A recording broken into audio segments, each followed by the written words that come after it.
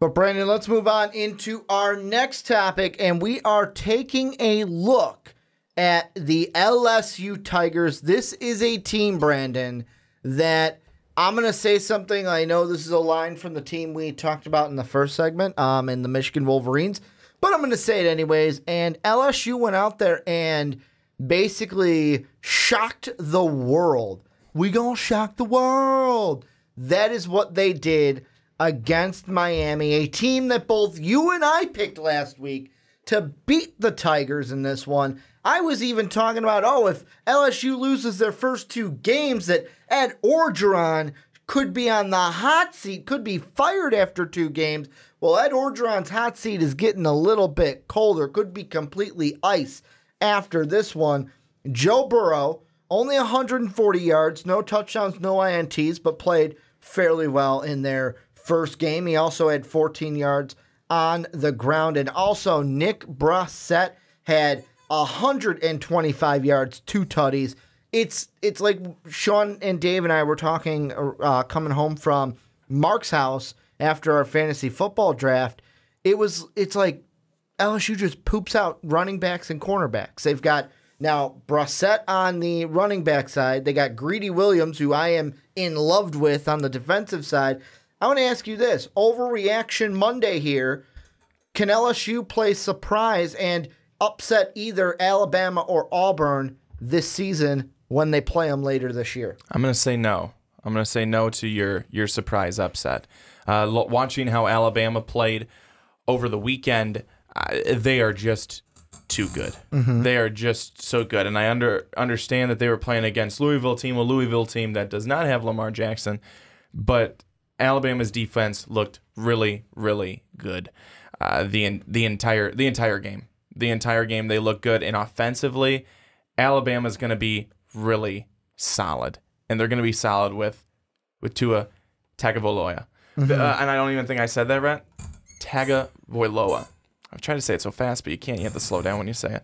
But I think that it's going to be a good season for Alabama and LSU. While they look like they're going to be a team that will be similar to last year, especially towards the end of the season. Mm-hmm. That's what they look like this year. Or maybe Miami isn't as good as what they showed us last season. Maybe they're more like what they were at the end of the season. But LSU played really well, but beating Alabama and then even Auburn, and Auburn didn't even play that well. Mm-hmm. I don't think Auburn really should have won the game against Washington. They did, and that's all that matters. But their defense, their defensive front seven, is the real deal. They are very good. They held Myles Gaskin, a guy who can break out in any game. They held him to 75 yards rushing. He didn't catch any passes. Mm-hmm. That's a really good defense right there. They sacked Browning 5 times, and Joe Burrow, who did not turn the ball over. That's the most important thing. He did not turn the football over, but he looked like Danny Etling 2.0 because he just didn't do a whole lot. And again, I'm not trying to say you didn't do a whole lot, you're worthless, but it's like he didn't do a whole lot, but he didn't lose him the game. But that's what I wanted to say, is that he didn't lose him the game. He did not turn the football over, but for LSU to continue to win games, he's going to have to get more involved. They're going to have to open up the playbook a little bit more for him. But when you have guys running like Nick Brissett, who looked extremely good, he would hit the hole and boom, off to the races. He had some great cuts in that game, just absolutely eluding defenders. Coming into the game, last year he had 19 carries for 96 yards. Mm-hmm. He had 22 carries for 125 yards and 2 touchdowns on Sunday night. I mean, that's absolutely impressive. This LSU team looks like they could be really good. Defensively, they look like they could be really good. They sacked Malik Rozier 4 times. They hurried him 5 times. And they got some really good interceptions at critical points in the ball game.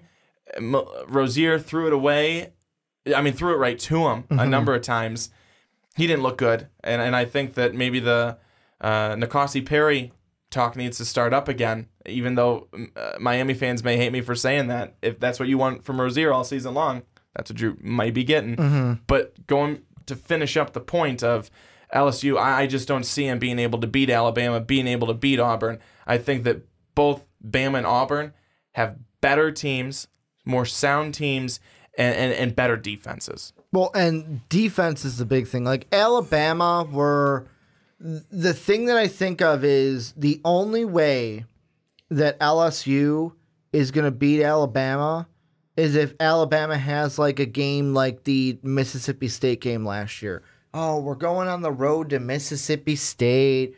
They only got Nick Fitzgerald. We should beat them. And then Mississippi State almost shocks the world and almost shocks them in the process. If Nick Fitzgerald took a little bit of that mustard off that pass, it's a touchdown. Alabama loses a game. So, I mean, to me, I'm going to say yes. It's kind of like what I said with Notre Dame, where, these games that I thought would be losses now become winnable games for Notre Dame.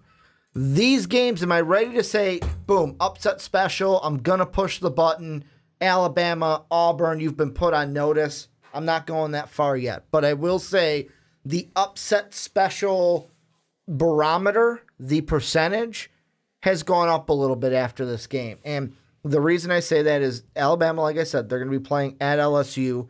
That's the big reason why. You get Alabama coming to you. You rather play them in LSU, in Death Valley, rather than in Mobile, Alabama. For Auburn, yeah, you got them on the road, but there's a part of me, my brain is torn when it comes to the Auburn game, because on one side, my brain says, there's no way Brissett is going to run like he did on that Auburn defense. I mean, Myles Gaskin only had 75 yards. Yeah, congratulations, Myles Gaskin. You're now the leading rusher in Washington history. I said during their preview it'll happen on like his 5th rush of the game. It took a little bit more than that, but the point being, he did it in that first game.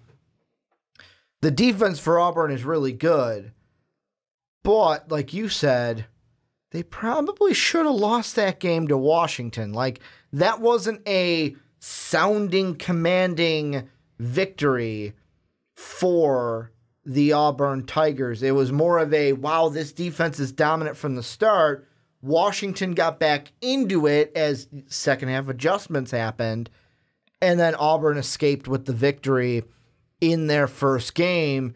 I would say if there's any team that they could upset, I kind of want to lean more towards Auburn. However, it's going to ride on the shoulders, I would say, of Joe Burrow. And the reason why I say that is looking at Washington, what did Joe Burrow do well against Miami?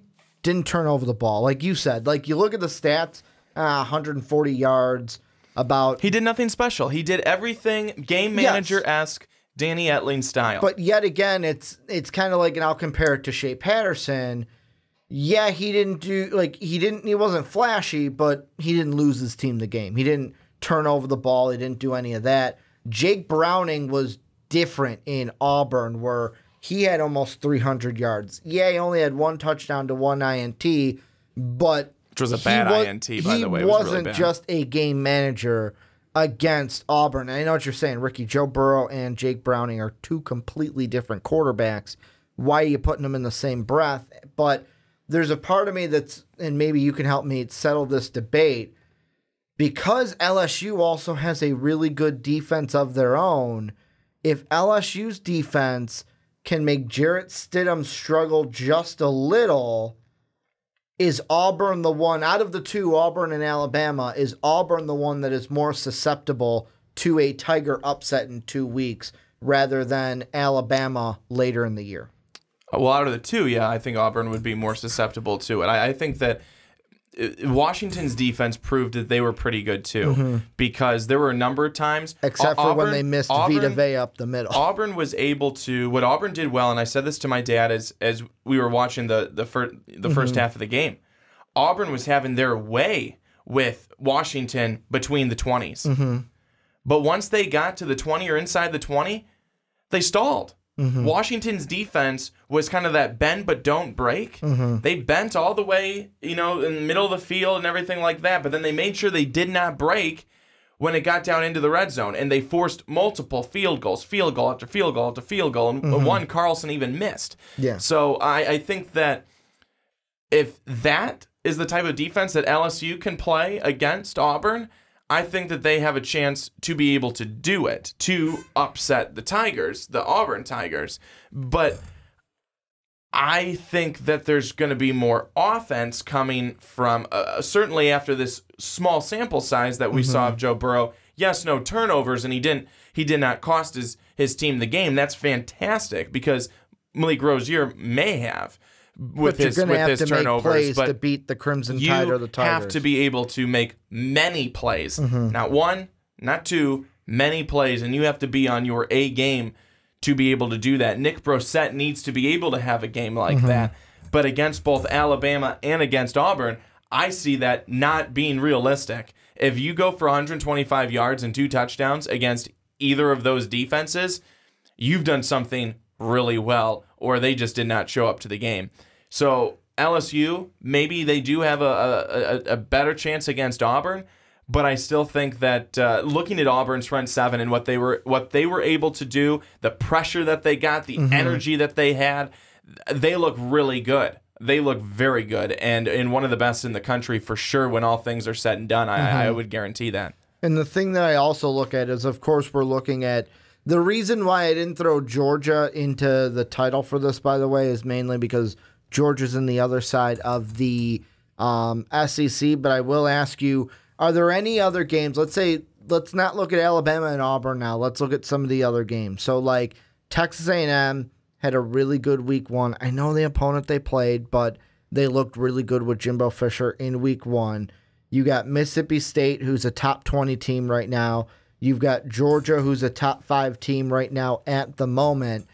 Are there any of these games that originally, when we did the LSU preview way at the beginning of the offseason, since the SEC was the first kind of conference that we hit, are there any of these games that before you were thinking, all right, probably a loss, that now after week 1, you might be flipping, or you're like, hey, you know what? This is a game that could be more favorable to LSU than I had previously thought. Well, I think that games like Georgia, games like Mississippi State, I think that those will be interesting games, especially after what we saw on Sunday night from LSU. And I'm not going to say that they're going to have Georgia welcome the Bulldogs in and everything's going to be fine and dandy, but you didn't really get a good sense of how Georgia's going to be either because they played Austin Peay. Exactly. You're not getting a good sense of that. And then with Mississippi State, you've got a great quarterback in Nick Fitzgerald. He was suspended for week 1, but he's now back for the rest of the season, of course, barring any injury that would happen. But that's another game that I look at and I think, wow, these are going to be back-to-back really good games, and LSU gets both of those really good opponents at home. They actually get 3 good opponents right in a row, all at home. But that's a good thing. And they're at home. And that's what I'm trying to get at here. Thanks for spelling it out. But I think that that's going to be something that may come in to be a factor, that you're not traveling on the road for any of these. You're able to stay in your spot. You don't have to travel. You don't have to, go through the, go through all of that and be tired from having to do that, go on the road and everything like that. But not like you're really going all that far. Yeah. But I think that for those games, I would certainly put up the here's one I would definitely look at. Here's one I would definitely look at with those two. Texas A&M, if they can continue to show, with Jimbo Fisher and Mond and everything like that's a program and a system that is getting better, and it wasn't just a week 1. Well, this is who you play type of deal. Week 1 in a lot of games didn't show a whole lot. There's more to talk about in a week 1 game after it was a Washington Auburn or a Michigan Notre Dame. Yeah. Because those are 2 quality opponents playing or each other. Or like even an LSU Miami. Or an LSU Miami, exactly. Like you started to get a little bit of a sense that LSU, they may be pretty good this year. Well, they may be staying within the top 25 all season long, and they may be climbing up that ladder. Whereas after week 1, you may look at Miami and go, what are they going to be? And I was going to ask this question with you just saying that is, I don't want to sound like I'm taking anything away from LSU, but the Miami LSU game, is it more of, are we right on track of like, was it all, ooh, LSU was really good? Or was it, wow, Miami might not be who we think they are this year? Because, I mean, Miami is in a similar boat to what we had talked about with Michigan in the first segment of, yeah, their college football hopes might be taking a little pinhole to the raft right there. But this is still a team that can do well in the ACC and still go to the ACC title game. Was this game more of a LSU looked really good and LSU's for real, or a wow, Miami just does not look good and might not be who they thought who we thought they were? Well, Miami prided itself on its defense. Turnover chain last season, right? I mean, that's where they got their energy. That's a big reason why they won a number of their games, because their defense had big stops, big plays. That really wasn't the case yesterday. That really was not the case on Sunday night at AT&T Stadium. It wasn't. Now I know that one of those touchdowns for LSU was a defensive touchdown, but still, Miami did not look good. Offensively, they didn't look good. They had no running game. Rozier did not look sharp. He didn't at all. He had a couple of deep balls that he had that looked good, that he connected on. But some of the simple passes over the middle, literally throwing it straight to LSU, whether it was guys in the wrong place on the receiving end or he was just feeling pressure and throwing it away, I'm not sure. But he didn't look good on a number of plays. Again, there were a couple of plays where he had some really good balls that he threw. But a lot, we talked about Shea Patterson not looking comfortable. Rozier scored 2 touchdowns, but he still did not look comfortable. Yeah, and I mean, for me, you look at it, and the only reason why, and I know LSU fans are going to say, come on, guys, really? You're gonna sit here and talk about how it's Miami playing bad. That's the reason we won. It's not the reason they won. Like, LSU did play well. But, I mean, the thing that only opens up this question to me is the offense, where it's like, yeah, Brissett was phenomenal, but Burrow was not. But you've already said, like, you compared it game manager is what you said, which is right on. And that really opens up this question. And I feel like with LSU and Miami, is this going to be a true barometer to how they are for the rest of this year? Because, like, the thing that you love and hate about week 1 is you're kind of finding out who your team is. Like Penn State. Is Penn State really a bad team because they almost lost to Appalachian State? No. They probably came out, let's be honest, Appalachian State doesn't get you hard in the morning. And they just went out and were like, hey, you know what? This is any other game. And Appalachian State was ready to play and almost did what they did to Michigan against Penn State. And like, I sit here and I think with LSU, if they want to make a statement for if they are real this year, make it on September 15th. Go into Auburn, get that W. Tiger v. Tiger, get that W. Throw a wrench into that college football playoff, because I know what happens. If they win that game on September 15th, we are probably talking about, and I mean we as in like everyone in the college football universe, are talking about whether or not they can win their side of the SEC, because then it's just Alabama. And with Alabama, if Auburn beats them and maybe someone else upsets them, then you might have a shot. I don't think they lose 3 games. Hell, I don't even think they lose 2 games this year. But anything can happen. They almost lost 2 last year. Just ask Mississippi State. But, I mean, with LSU, if you want to really make a statement on the 15th. And kind of to go along with the last thing I was going to say about their schedule is the thing I really like is you were mentioning, like, yeah, you get Georgia, Mississippi State, Alabama, home. But look at their road games. Not one of them touches another one. They have no back-to-back road games. Every single road game, it's, all right, we're going to go to Auburn. All right, now we come back for 2 at home. All right, we're going to go to Florida. All right, we come back for 3 at home. Oh, we're going to go to Arkansas. hey, we get to come back home to play Rice before we go to Texas to end the year. And another thing is if you look at, like you mentioned, the home for the big three, Georgia, Mississippi State, and Alabama, you'll notice between October 20th and November 3rd, that's more than 7 days. So they get Georgia at home, they get Mississippi State at home. Oh, then we get a full bye week to prepare for Alabama. So basically going into Alabama, not only is that a home game for LSU, you now get 2 weeks to prepare for the biggest team in your conference. Yeah, I think that's important to have that. I think it'll be interesting to see how that schedule dynamic goes for LSU.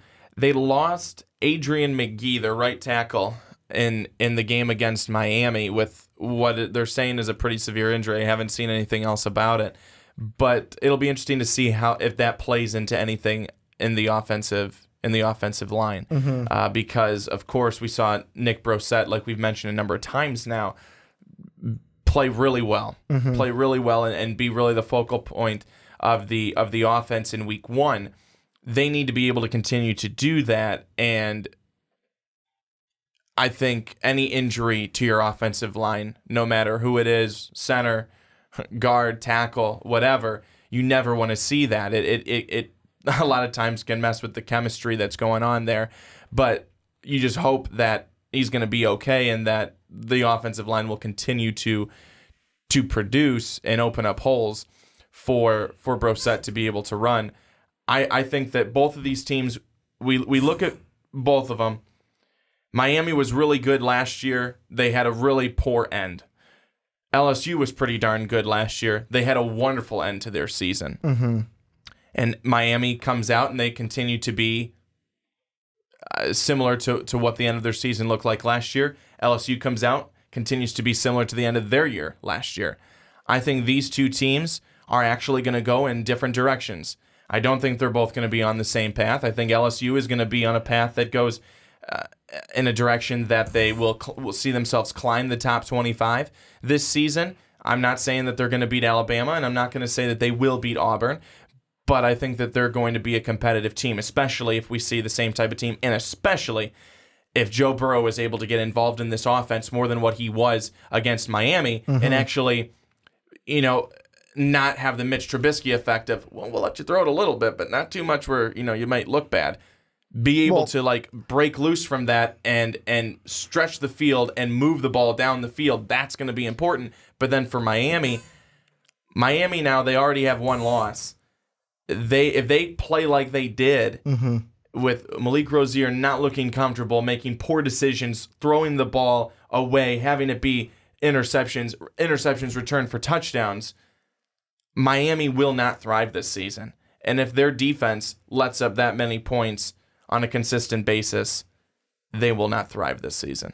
Well, and the one thing I do want to clarify, when you say the Mitch Trubisky effect, you're talking about NFL Mitch Trubisky, not college. Oh, I'm absolutely talking about NFL Mitch Trubisky, which is in terms of what the Bears did for him last year, where they did not open the playbook. Yep. They did not allow him to do much of anything because they wanted to coddle him and make sure that he wasn't ruined in year one when they knew they weren't going to be good. So that's what happened. Here with LSU, it seemed like they wanted to make sure that Joe Burrow wasn't going to be too overwhelmed in game 1 against Miami, and that he wouldn't be doing any more than what they may have expected from him in week 1. I think that now that they have this week 1 game over and they played really well, and they liked what they saw from him, Ed Orgeron liked what he saw from Burrow, I think it's now opened the playbook a little bit more each and every week. Well, and the reason I wanted to clarify is might be college fans watching this more than NFL, and they're going, "Whoa, Brandon, and North Carolina State, Mitch wasn't like that at all." Talking about the Bear side, but the last thing I'll say is LSU, their upset ability, their upset special meter rises a little bit after this win against Alabama and Auburn. The reason why it rises with Alabama, they're at home against Alabama. They will have a bye week before Alabama. That one, though, will fluctuate throughout the season. We will see what we get to at that game. For Auburn, I think the upset special is high. If there is more of a chance to upset Alabama or Auburn, Auburn is on upset special alert. That could be an upset special in a week's time when we are making the picks for week 3 next week. But this is where you guys come in. Let us know what you think down below in that comment section. What do you think about LSU after the first game against Miami? What do you think about Miami after the first game against LSU? And with LSU, will they or could they upset Alabama or Auburn this season in the SEC? Let us know what you think down below in that comment section.